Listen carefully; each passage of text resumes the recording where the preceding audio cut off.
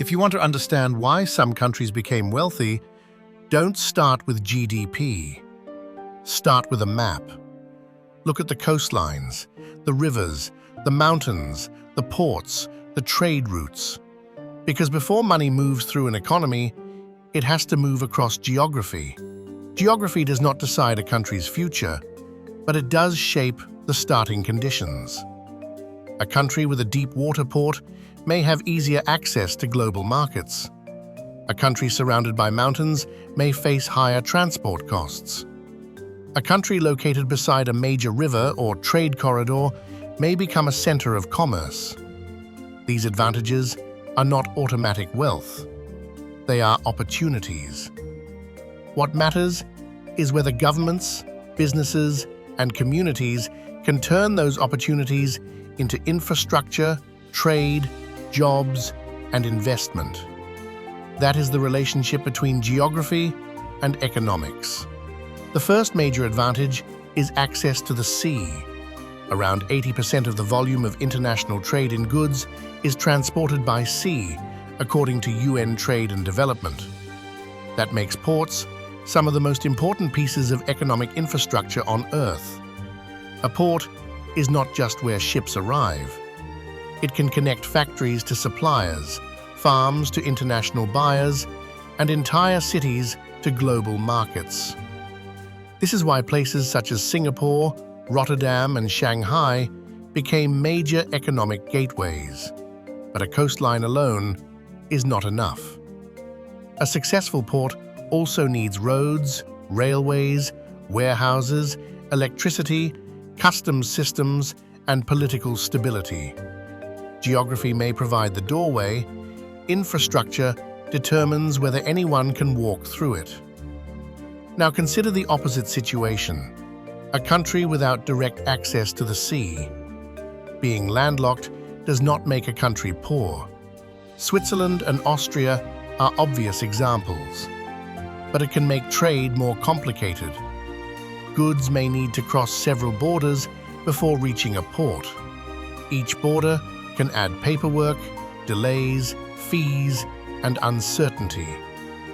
The World Bank has studied how landlocked countries face additional challenges connecting to global markets. Think of geography as a cost applied to every shipment.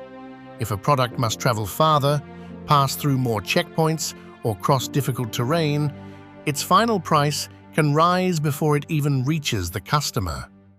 That affects exports, it affects imports, and it affects how attractive a country is to investors. Rivers can create the opposite effect. For centuries, navigable rivers helped people move food, fuel, and raw materials more cheaply than they could over land. Cities grew around river crossings, natural harbors, and places where goods changed from one form of transport to another. But terrain can also create barriers. Mountains, deserts, forests, and poor roads increase the time and expense required to move goods.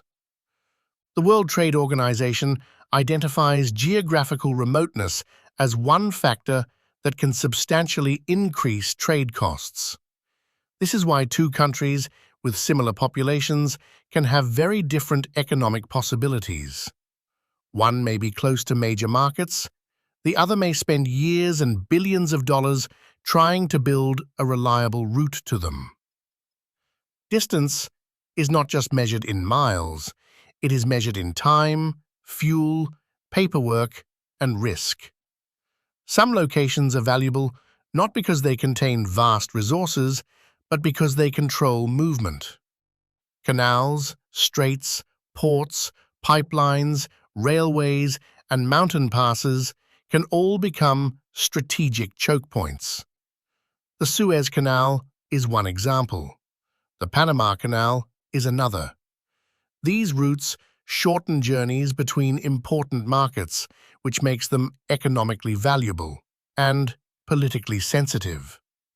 A country does not always need to control the largest economy to possess influence.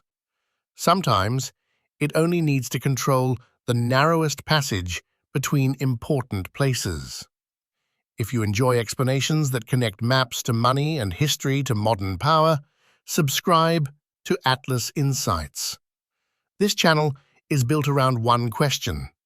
What does the map reveal that the headlines leave out? But here is the important qualification.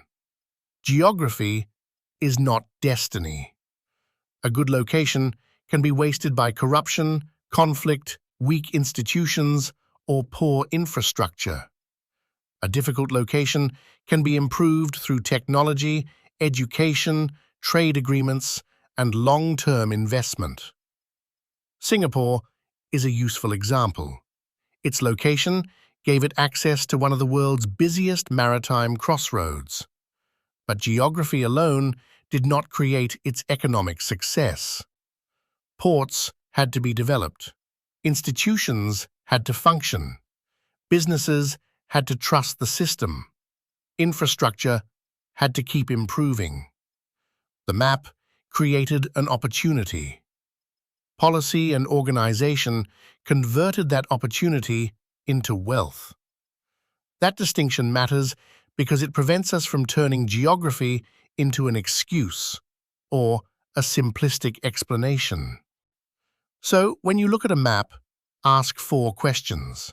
First, how easily can goods move? Second, how close is the country to major markets? Third, who controls the important routes? And fourth, has the country built institutions capable of using its geographic advantages? These questions turn a static map into an economic story. A coastline can become a port. A port can become a city. A city can become an industrial center. An industrial center can attract investment, workers, technology, and political influence. That is the map-to-money chain. And it is one of the clearest ways to understand the world economy. The global economy is not floating above the planet. It is built on physical geography. Trade routes follow water. Cities grow around access. Infrastructure tries to overcome distance. And governments compete to control the places where movement becomes profitable. That is why a map can sometimes explain more than a spreadsheet.